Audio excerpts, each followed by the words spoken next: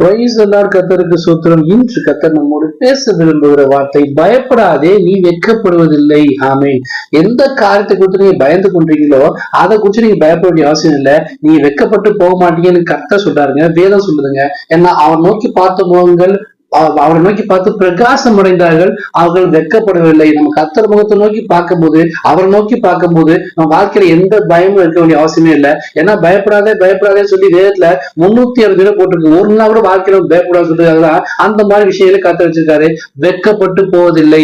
எந்த காரியத்துக்கு நீங்க பயந்து கொண்டீங்களோ, இப்படி நடந்துருமோ அப்படி நடந்துமோ, என் வாழ்க்கை எப்படி ஆயிடுமோ, பிள்ளைகள் வாழ்க்கை எப்படி ஆயிடுமோ, என்ன செய்ய போறோம்னு தெரியலையோ, இந்த இடத்துல அசிங்கப்பட்டோம் சொல்லி நீங்க பயந்து கொண்டீங்க. அந்த பயத்தை கர்த்தர் உங்க வாழ்க்கையில இருந்து நீக்கி போடுறாரு.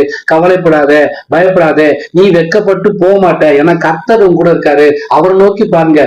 ஏதோ வசனம் சொல்லுனா, இதோ எஜமான் வேலைக்காரின் கண்கள் தங்க எஜமான்களை நோக்கிக்குமா போலவும், வேலைக்காரியின் கண்கள் தங்க எஜமாட்டை நோக்கி நோக்கிக்குமா போலவும், எங்கள் தேவநாய கர்த்தர் எங்கள் இறக்கம் செய்வதற்கும் எங்கள் கண்கள் அவரையே நோக்கி காத்திருக்கிறது. நம்ம கண்கள் அவர் நோக்கி பார்த்திருக்கும் போது எனக்கு ஒத்தாசை பர்வதங்களுக்கு கண்களை ஏறிக்க வசனத்தின் பிரகாரமாக பர்வதத்துக்கு நேராக, உன்னதத்துக்கு நேராக, கர்த்தருக்கு நேராக, அவருக்கு நேரம் நம்ம பார்வை வைக்கும் போது கர்த்தர் நம்மளை வெட்கப்பட விட மாட்டாரு. அவர் நோக்கி பார்த்த முகங்கள் பிரகாசம் அடைந்தார்கள், அவர்கள் வெட்கப்படவில்லை. நம்மளை பிரகாசிப்பிக்க தேவன் உங்களோடும் என்னோடு இருக்காரு. அதனால நீ எந்த காரியத்தை குறித்து கவலைப்படாதீங்க, பயப்படாதீங்க.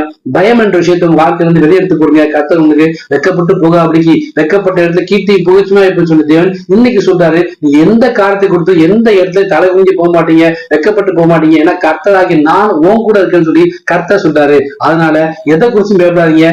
கர்த்தர் இன்னைக்கு உங்களோட பேசிக் கொண்டிருக்காரு. நீங்க வெட்கப்பட்டு போவதில்லை. ஆமென்.